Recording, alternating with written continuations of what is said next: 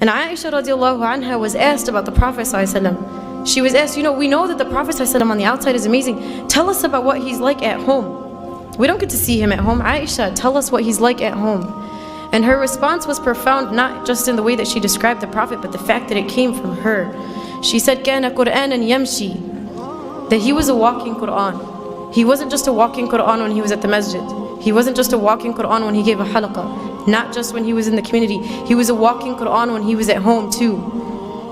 The Qur'an that he was walking, he walked outside and he walked inside.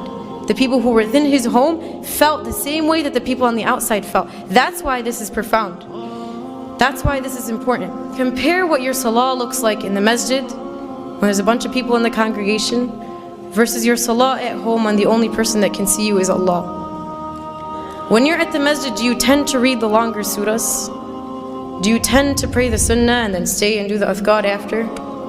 And when you're at home, do you do the same? Or when you're at home, is it Qul Huwallahu Ahad and then you're done and then you don't even pray sunnah and you don't even do adhkar and then you move on to the next thing, right?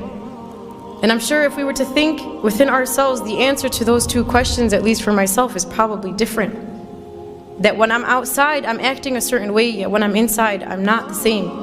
My worship in the eyes of people is not the same as my worship when it's only Allah who's watching me. And the question is, why does it matter who's watching when Allah was watching in both? Why does it matter who else is around you when Allah was always around you? And there's a very scary hadith Qudsi that Allah subhanahu wa ta'ala talks about.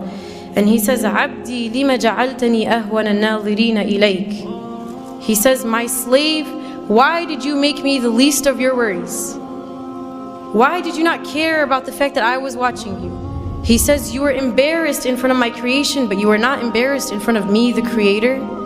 You were scared that people at the masjid would think you were bad, so you prayed your sunnah and you sullied longer. Yet when you went at home and I was the only one who watched you, you didn't care. You weren't embarrassed that you read Surah Al-Ikhlas and that's it. You weren't embarrassed that you didn't pray your sunnah. You weren't embarrassed that you didn't do your ithqad. Why don't you remember that I was watching you?